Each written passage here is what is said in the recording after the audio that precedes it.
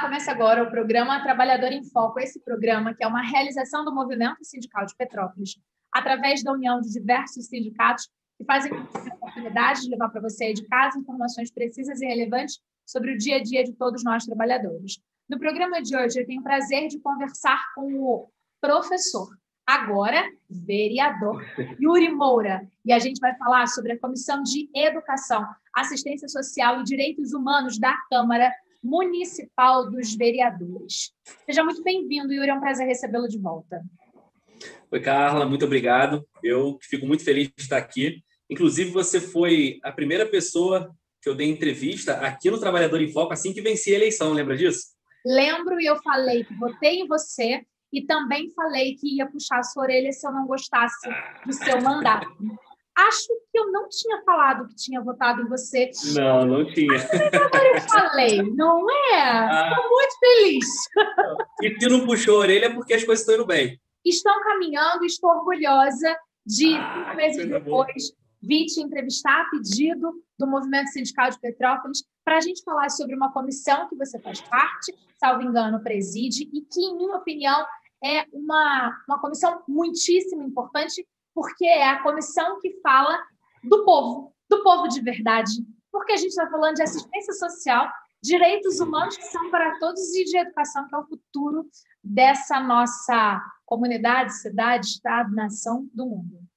E aí, Yuri, vamos começar logo de cara. Queria que você me explicasse o que é uma comissão dentro de uma Câmara Municipal e qual é o papel dessa comissão que você veio conversar com a gente hoje. Perfeito, Carlinha. Então, a Câmara Municipal ela tem 14 comissões permanentes, que são grupos dos vereadores voltados para discutir os assuntos da cidade. Então, a gente tem ali a Comissão de Educação, Assistência Social e Direitos Humanos, que eu presido, como você disse, tem a Comissão de Cultura e Juventude, tem a Comissão de Transporte Público e Mobilidade Urbana, tem a Comissão de Saúde e por aí vai. Como nós somos 15 vereadores, sendo que um é o presidente, no nosso caso aqui o vereador Fred Procópio, cada vereador preside uma comissão, exceto o próprio presidente. Então, eu presido a de Educação, Assistência Social e Direitos Humanos, mas faço parte, como vice-presidente, da Comissão de Trabalho e Defesa dos Servidores. E também componho a Comissão de Cultura e Juventude. E é dentro dessas comissões que a gente discute os projetos de lei. Então, se você me dá uma proposta aqui para o mandato, fala, Yuri, vamos apresentar um projeto de lei sobre questão ambiental. Antes disso ir para o plenário, esse projeto de lei tem que passar na comissão que tem o tema proporcional. Então, ela vai lá na Comissão de Meio Ambiente, o presidente da comissão vai escolher um relator, um outro vereador que faz parte da comissão para poder avaliar aquele projeto, e aí sim, com parecer, ela caminha para o plenário. Então, quando um vereador apresenta um projeto, não vai direto para a votação, na maioria dos casos. Ele precisa ser discutido também nas comissões temáticas. Para além dessas comissões permanentes, nós temos também as comissões especiais, que são aquelas criadas de maneira extraordinária, por um período de tempo, para poder avaliar alguma questão. Eu faço parte, sou o relator da comissão que estuda o contrato da Sinoparc.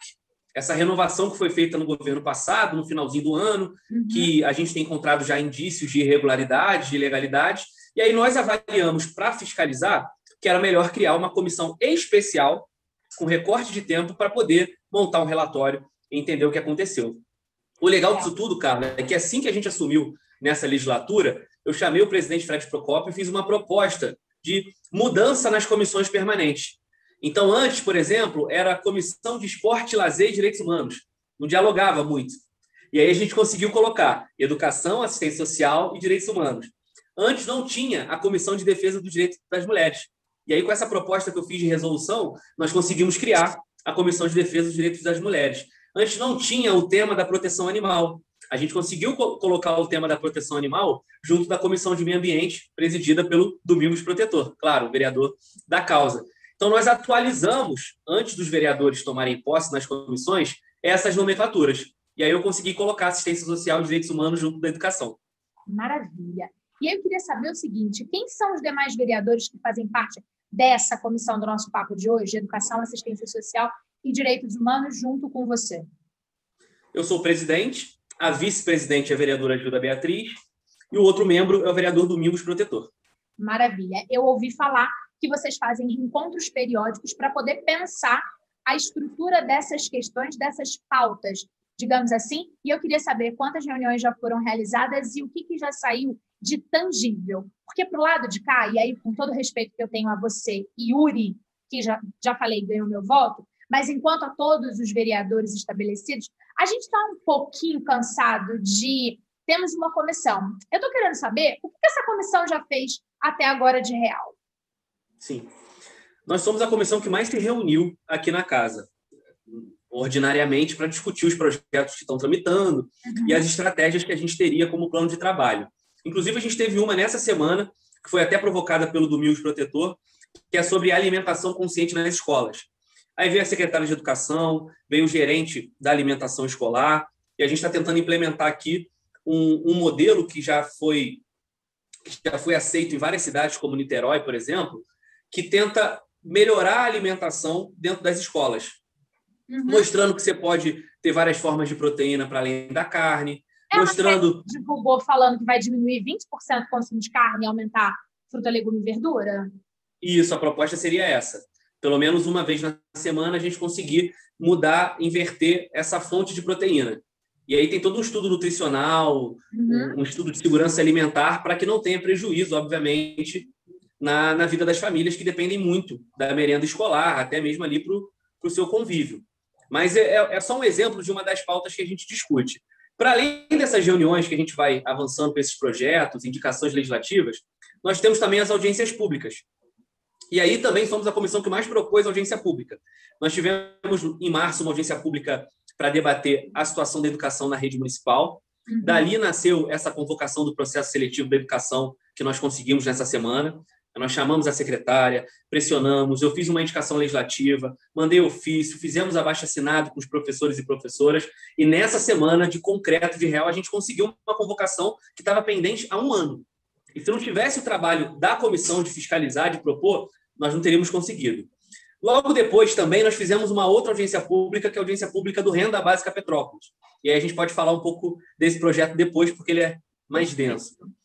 E nós temos já, segunda-feira, uma outra audiência pública, que é a audiência pública de combate à LGBTfobia. Então, aí, em 5 meses, a nossa comissão já apresentou 3 audiências públicas que têm tido a participação de centenas de pessoas de maneira remota, com poucos aqui de maneira presencial tomando os cuidados necessários na pandemia e tudo mais. Para além da audiência pública e dos projetos, nós também realizamos vistorias, tanto em equipamentos públicos, já vistoriei CRAS, já vistoriei escola, como também em outros temas relativos à área dos direitos humanos. E aí, como é que eu organizei a comissão? Nós criamos grupos de trabalho. Eu vi uma possibilidade de envolver a sociedade civil nos nossos assuntos.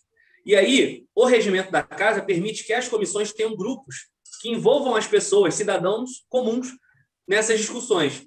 E aí, hoje, a gente tem alguns grupos de trabalho. Tem um grupo de trabalho da moradia, que é por onde a gente escoa o debate, as discussões sobre habitação de interesse social. Aluguel social, por exemplo, que é uma outra conquista nossa, a gente aumentou o aluguel social junto da Prefeitura Municipal. Foi uma indicação legislativa minha que o prefeito Ingo Ramos aceitou e a gente conseguiu ampliar o aluguel social.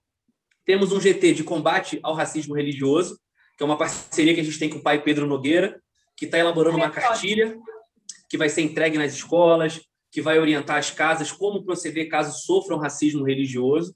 A gente sabe que os terreiros ficam muito expostos aqui. Temos um outro GT, que é um grupo de trabalho na área de meio ambiente e direitos humanos, que é de fiscalização da obra do Vale do Rio, de fiscalização da obra no Rio Cuiabá e na sua bacia hidrográfica. Quem mora lá para os distritos sabe que está tendo uma obra lá do INEA e da Secretaria de Estado de Meio Ambiente que quer canalizar o rio, só que aquilo ali tem uma série de impactos nas famílias que moram ali e que foram vítimas da tragédia de 2011. Então, a gente montou um grupo de trabalho que tem defensores do meio ambiente, que tem membros das famílias que foram vítimas, que tem especialistas, e a gente está acompanhando essa obra para que o projeto seja o melhor possível. Tem o GT da Diversidade, que é o grupo de trabalho que deu origem a essa audiência pública de segunda-feira de combate à LGBTfobia, e há vários projetos de lei que a gente vai apresentar na própria segunda. Então, a comissão virou um guarda-chuva. Como ela tem educação, assistência social e direitos humanos, eu falei, vamos trazer a sociedade civil. E como eu formalizo isso? Criando um grupo de trabalho. Então, são as comissõezinhas da nossa comissão. Perfeito, acho muito legal. queria só fazer ressaltar uma questão importante. Hoje é sexta-feira, dia 14 de maio, são 16 horas e 32 minutos, e nós estamos gravando esse programa que vai estar sendo veiculado pela TV Petrópolis. Como você falou, esta semana e segunda-feira, meu programa é sempre na terça. Então, já vai ter passado, mas mais do que isso, é muito importante a gente ressaltar essa questão, até porque Petrópolis finge que não tem problema com a questão do LGBTQIA+, e a gente precisa ressaltar, sim, pena que a gente não vai conseguir divulgar a tempo a atividade, mas com certeza a gente pode falar dela depois. E aí, uma das coisas que você me falou nessa sua última fala, organizada, que é ótimo falar com você por conta disso, você falou que fiscalizou algumas questões. Como a gente está falando da comissão de educação, eu sei que você fiscalizou o liceu, que já está em aulas, sei que você é contra o retorno das aulas, mas sei que você esteve lá fiscalizando.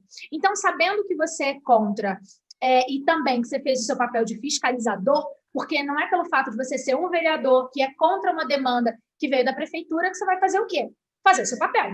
Já que a decisão foi tomada, foi lá fiscalizar para ver se estava tudo certo. Ou seja, é assim que funciona. Se eu não consigo fazer, enquanto vereador, o que eu acho que é o mais coerente, não iniciarem as aulas, vamos lá ver se está tudo certo. Porque se não estiver tudo certo, aí eu vou dizer que, além de não concordar, tem coisas erradas. E eu vi, se eu estiver equivocada, me corrija, Yuri, você disse em uma das suas postagens que pareceu que estava tudo bem legal, bem organizado para o retorno. Contudo, os alunos em si não retornaram. E aí eu queria que você me falasse um pouquinho sobre essa questão. O seu posicionamento por conta do não retorno, por que você ainda é contra, explicar isso de uma forma mais prática, e o que vai ser feito com relação ao retorno dos alunos. Perfeito, Carlinha. Então, primeiro é isso, aqui na Câmara, e aí acho que todos nós, como você também é uma militante, uma pessoa muito ativa politicamente, nós nunca podemos lavar as mãos aos problemas. Normalmente, pandemia tem que passar álcool 70, lavar a mão para se cuidar, mas eu digo na política, é só por causa do Covid, não dá para você lavar as mãos. Isso eu não concordo, vou virar as costas e vou para casa. Não, eu não fui eleito para isso. Então, às vezes, eu brinco muito isso com os meus companheiros e companheiras aí de partido, de luta, às vezes você tem que saber perder de menos. Se você não conseguiu emplacar um projeto, você não concorda com a decisão que foi tomada, então vamos tentar preservar ao máximo as pessoas que estarão suscetíveis a essa decisão. Foi o que eu pensei sobre a situação do retorno do ensino presencial. Desde janeiro, se eu não me engano, no dia 27 ou 28 de janeiro, a gente tem tido reuniões com o prefeito interino Ingo Ramos, eu, os outros membros da Comissão de Educação, Gilda, Domingos, o Simpro, que é o Sindicato dos Professores da rede particular, o nosso Fadinho, o Ronei, a Flávia, queridos de luta, o CEP, a Rose, o Daniel, o Luciano, o pessoal todo lá. E a gente tem estávamos conseguindo, pelo menos, mostrar para o Executivo Municipal que não era o momento.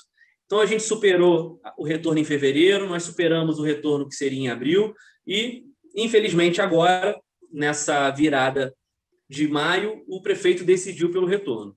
E por que nós somos contrários? Porque, desde o início da conversa, nós queríamos estabelecer critérios para esse retorno. Certo. E qual é o maior retorno de todos numa pandemia? O quadro epidemiológico. Então, na nossa avaliação, e aí eu tenho um comitê de acompanhamento da pandemia ligado ao nosso mandato, e na avaliação desses especialistas, o quadro epidemiológico não é favorável. Não é porque você saiu de 99% de ocupação para 85% ou perto de 80%, que é o que está hoje, leitos de UTI, que a pandemia está tranquila, está controlada e a gente pode voltar para tudo de maneira presencial. Não é porque em março e abril morreram muitas pessoas, mais do que a pandemia em um ano, assim, proporcionalmente, e que maio deu uma diminuída, que quer dizer que está tudo bem, que a gente vai pegar milhares de pessoas que não estão vacinadas e colocar em sala de aula de maneira atabalhoada. Só que como isso foi decidido, a nossa revelia, e aí o Simpro e o CEP entraram na justiça, eu fiz uma nota de apoio a essa ação, que foi anexada no processo pela Comissão de Educação, com o apoio dos vereadores que compõem comigo, e aí nós perdemos na justiça. Eu liguei para os sindicatos e falei, vamos vistoriar pelo menos, porque já que a decisão aconteceu e a escola vai abrir, vamos tentar fazer daquilo ali o mais seguro possível. E aí eu fui em escolas particulares, fui aqui no Liceu, que é a única escola que retornou da rede pública na nossa cidade. E o que eu encontrei no Liceu? Do ponto de vista do protocolo sanitário, que está definido no plano de retorno criado pelo Conselho Municipal de Educação, um plano de retorno muito bem feito, discutido em um ano, com todas as partes possíveis, isso estava caminhando. Eu cheguei lá, as profissionais de educação estavam preparadas, a direção estava preparada, os professores muito assustados, só que está aí o primeiro ponto, não tinha professor. Só tem um professor por dia para ir lá, para atender 3 turmas, sendo que tem ausência, inclusive, de professor para o ensino remoto, porque o retorno no liceu está funcionando da seguinte maneira: metade da turma vai no presencial numa semana, fica no remoto na outra, e aí você vai intercalando. Só que são 3 turmas de terceiro ano ali. Não tem professor, tiveram que contratar temporariamente alguns profissionais para poderem abrir a escola, tiveram que pegar o pessoal da cozinha de outras unidades para trazer para cá, porque o liceu já tinha esse problema de falta de profissionais como um todo, e aí eu vi que estava prejudicando a construção pedagógica, porque os próprios alunos e os professores estavam perdidos. Pô, como é que eu vou dar aula pelo Telegram, pela plataforma, enquanto eu estou em sala de aula também? Ah, beleza, hoje eu estou em sala de aula, mas eu vou ter que repetir essa aula para a turma que está no Telegram. E quando eu faço isso? Porque minha carga horária é outra. Eu vou estar em outras demandas, em outras tarefas. Então ficou muito confuso. Além da falta de estrutura. Falta caixa de som, falta televisão, falta computador, falta internet. Numa turma, por exemplo, a aluna estava espelhando a aula dela no celular para os alunos que não estavam ali. A aluna teve que pegar o celular dela para poder contribuir para a aula funcionar com a professora. E aí ficou evidente que os alunos foram desmobilizando. No primeiro dia, eu acho que tinham 11. No segundo, foi 1. No terceiro, ninguém. No quarto, ninguém. E aí, hoje, eu acredito também que se forem 1, 2, 3 alunos, é muito. Então, a gente montou um relatório em diálogo com o CEP, estamos ouvindo os envolvidos nisso, para levar para a prefeitura e dizer, não deu certo. Do ponto de vista sanitário, os protocolos estão corretos. Tá tudo legal. Não sei se isso daqui para frente, e torço que não, né, porque a gente torce que as coisas deem certo, que ninguém se contamine, mas os cuidados estavam sendo tomados, né? Porém, do ponto de vista pedagógico, piorou o que já estava ruim. Porque se o ensino remoto já estava difícil, essa tentativa de ensino híbrido não deu certo e não tem estrutura para dar certo. Então, a gente vai reconversar com o prefeito. Por mais que eu seja contra essa decisão que o prefeito teve, eu não posso reclamar que, tirando essa decisão em maio, antes disso, ele sempre teve muito diálogo conosco, né? Eu liguei para ele essa semana e falei, prefeito, não está funcionando. E ele falou assim, vamos pensar, vamos reconsiderar juntos. Vamos aguardar com a entrega do nosso relatório qual vai ser a decisão dele, porque essa decisão não passa por nós da Câmara. Essa decisão de abrir ou fechar é só do Executivo. Então, esse é um pouco do trabalho que a gente está fazendo na fiscalização desse ensino presencial. Nas escolas particulares, pelo menos nas que eu fui, eu vi uma outra estrutura, claro, né? Está num outro patamar de tecnologia, muitos alunos ali já estavam acostumados com isso, em sala de aula, os professores já possuem mais estrutura de trabalho e isso tudo. Porém, eu recebi algumas denúncias de professores ao longo da semana, e aí o Simpro atuou muito bem, né? Eu atuei junto ao município cobrando a fiscalização de possíveis distorções, mas não posso dizer que aconteceu algo muito grave, né? Um descumprimento muito grave, não vou ser injusto. Porém, causa preocupação de casos como o do Aplicação, do Colégio de Aplicação, que teve uma professora, que não quer dizer que foi contaminada em sala de aula, não estou falando isso, né? Mas que foi para a sala de aula com os sintomas, e aí o colégio teve que seguir o protocolo de mandar os alunos para casa e a professora também. Por que eu estou citando esse assunto do Aplicação? Não é contra a instituição de forma alguma, mas é dizer como a gente fica exposto, os professores, os alunos, porque a gente está numa pandemia. Isso é incontrolável. A escola pode fazer todo o cuidado do mundo, que isso é incontrolável. E aí, por fim, para poder te devolver, nós discutimos com o Simpro e com o CEP um projeto de lei que já está tramitando aqui, que obriga que as escolas que estiverem com ensino presencial notifiquem em até 24 horas o município sobre esses possíveis casos. Porque a gente quer evitar o que não aconteceu ainda, né? Mas a gente tem que pensar sempre antes. A gente quer evitar que alguém oculte. Porque quando teve essa denúncia da aplicação, o Simpro pescou, eu na Comissão de Educação pesquei, mas a gente até descobrir que era verdade, foi difícil.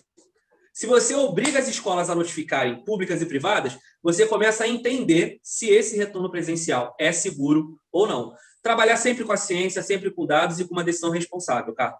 Acho isso muito legal. E acho que também, nesse momento, agora vou fazer um parênteses, enquanto mulher e enquanto mãe, aqui em casa meu filho não volta. E essa é uma escolha que pode fazer toda a diferença no que tange a sociedade. Se eu, responsável legal por este menor, entendo que enviá-lo para a escola é colocá-lo em risco, eu posso mandar. e ele continua estudando em casa. E aí o meu filho estuda numa escola privada e eu já avisei, o meu coelho não vai. E vida que segue são as nossas escolhas que fazem a transformação da sociedade, por mais que hierarquicamente o prefeito tenha decidido, eu, enquanto mãe, posso tomar essa decisão ainda. E aí, Yuri, saindo um pouquinho da educação, mesmo que da educação a gente nunca saia, eu queria saber com relação à assistência social, você falou, e eu queria que a gente, nos minutos finais desse programa, falasse sobre o projeto de renda básica. Explica para o nosso telespectador que ainda não entendeu o que se trata e de que forma que você está trazendo isso para Petrópolis como uma possibilidade real para a nossa sociedade. Muito bom. Desde que nós assumimos o mandato, nós elencamos como estratégico pensar a questão da pandemia em todas as suas dimensões.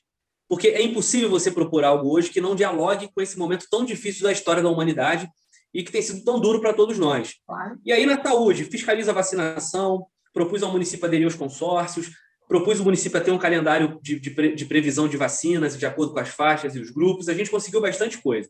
Fiscaliza os pontos de vacinação, tiro dúvidas das pessoas e tudo mais. Na educação foi isso que a gente falou, né? E aí faltava um outro espaço, que é urgente, que é o da assistência social, que é o do combate à fome e do enfrentamento à pobreza. O nosso mandato, via Comissão de Educação, Assistência Social e Direitos Humanos, propôs 2 iniciativas. A primeira já está de vento em polpa, Carla, que é o Petrópolis Sem Fome.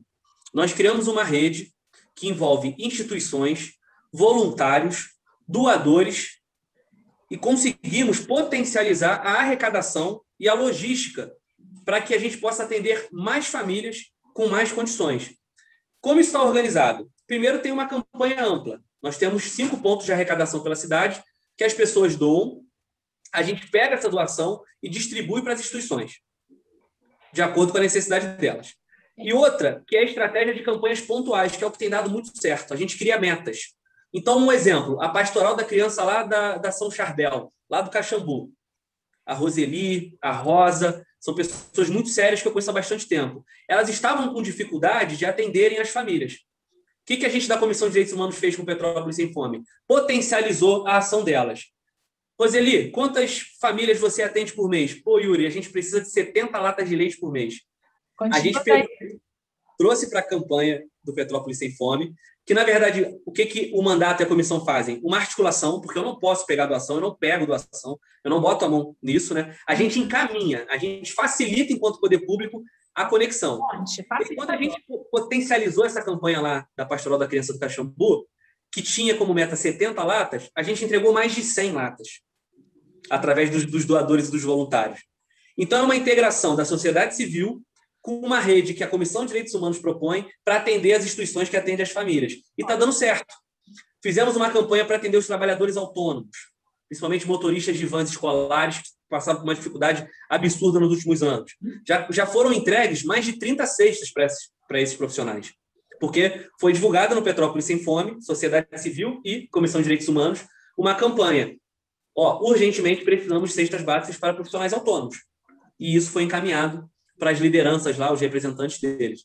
E aí, só que o Petrópolis Sem Fome ele é uma urgência. Ele é uma rede que ajuda instituições, voluntários e famílias.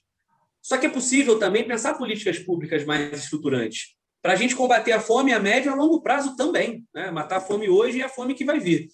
E aí a gente propôs o Renda Básica Petrópolis. Qual é a ideia inicial do projeto, nesse primeiro momento? A gente ampliar os programas de transferência de renda e segurança alimentar e nutricional de Petrópolis. Como é que amplia? Primeiro, reajustando o valor. Segundo, aumentando as famílias que possam ser atendidas. Hoje, Petrópolis tem um cartão Imperial. Sim. Desde 2011, na verdade. Ele atende mais de 4 mil famílias e passa R$70 para essas famílias através de um cartão magnético para que elas usem no comércio credenciado, comércio local da nossa cidade. Só que desde 2011, na verdade, eu acho que 2012, esse valor não é reajustado, o que já é um problema. R$70 E os de 2012 não dá. R$70 de 2021. Não dá. E desde lá para cá, que os critérios também não foram ampliados. Então, a gente está com uma rigidez numa lógica de um programa que não está adequado à realidade de hoje. Certo. Aí eu fui lá na Secretaria de Assistência Social da Rosane Bortato, que é uma grande companheira, faz um trabalho muito bom. Eu falei assim, Rosane, eu estou recebendo demanda lá na Câmara que eu quero encaminhar oficialmente para cá, para a Secretaria, os outros vereadores também, de gente que está passando necessidade e que precisa do cartão imperial. O que acontece? Essas pessoas não são elegíveis à resolução que criou o cartão imperial. Se eu pego um trabalhador autônomo que está passando necessidade hoje, mas ele tem algum tipo de patrimônio, por mais que hoje ele esteja até passando fome, ele não consegue ter acesso. E aí, quando a gente propôs o Renda Básica, a gente ampliou as pessoas que podem se enquadrar nesse critério, entendendo que existem momentos, como o da pandemia, que isso precisa ser mais flexível. Incluímos mulheres vítimas de violência, trabalhadores informais, trabalhadores autônomos, e propondo o quê? Que esse programa que hoje é o Cartão Imperial e que vai se transformar no Renda Básica, caso a gente consiga aprovar, ele seja um programa permanente, Carlos. Porque hoje o Cartão Imperial ele é um programa de governo. Ele foi criado numa resolução do Conselho Municipal de Assistência Social, mas se chegar amanhã, algum prefeito ou outra Câmara achar que não vale mais a pena, acaba. O que o Renda Básica quer? Colocar como continuidade na lei orgânica do município, que é a nossa Constituição da cidade. Então, criar um programa permanente, ampliar o valor e ampliar o número de famílias. Ah, Yuri, mas como é que paga isso? Primeiro, a gente fez um estudo de impacto orçamentário, claro, e percebeu que, aprovando também aqui na Câmara uma perspectiva de um orçamento mínimo para assistência, a gente garante a continuidade disso daqui para frente. Então, podemos sair hoje aí de 4.000 famílias atendidas para tentar atender mais desse entorno de 30.000 famílias que estão precisando hoje, porque hoje a gente não está dando conta. Essa é a proposta do Renda Básica Petrópolis. Yuri, nosso tempo estourou. Falar com você é sempre uma delícia. Queria te agradecer por ter compartilhado com a gente esses trabalhos que estão em andamento. Fique sabendo que eu vou te cobrar daqui a pouquíssimo tempo novidades sobre essas demandas e outras. Afinal de contas, você está aí também por minha causa. Então, dessa vez, o Trabalhador em Foco deixou o movimento sindical, me deixa conversar com você. E eu fico feliz de ter esse tete-a-tete para poder saber o que você está fazendo por mim e por todos nós petropolitanos no que diz respeito à Câmara Municipal de Vereadores. Para quem não sabe, queria que você deixasse todas as suas mídias sociais para as pessoas acompanharem. Afinal de contas, o nosso bate-papo foi bom porque eu sabia que você tinha ido no liceu, eu sabia do 20% da alimentação da carne e da melhoria das coisas, do Renda Básica, e é importante que todo cidadão petropolitano fiscalize não só o vereador para quem votou, mas para quem está trabalhando. E queria que você deixasse suas mídias, então, para a gente. Olha, a gente tem o Facebook, eu estou lá como Yuri Moura Petrópolis, temos o Instagram, que é Yuri Moura RJ, e temos também o WhatsApp do mandato, que eu vou passar um número para vocês aqui agora, que é o 99865. O pessoal está atento aqui, já trouxe para mim. 99865 5050. 99865 5050. E aí, quem quiser também aqui, respeitando os protocolos todos, a gente está com uma portaria na casa da Câmara que regula isso, pode vir também, o gabinete vai estar aberto. Nós vamos atender as demandas, seja demanda de bairro, seja demanda de educação, de saúde. É um mandato popular a serviço do povo. E muito obrigado, Carla, não só pelo voto, pelo reconhecimento, por tantas parcerias, ainda mais na área da cultura, pela qual você luta muito na cidade, mas também pela contribuição, pela comunicação e por tanta transparência na cidade de Petrópolis. E um grande beijo para os meus amigos e amigas, companheiros e companheiras do Movimento Sindical de Petrópolis, sempre na luta, e que bom que a gente tem um Trabalhador em Foco.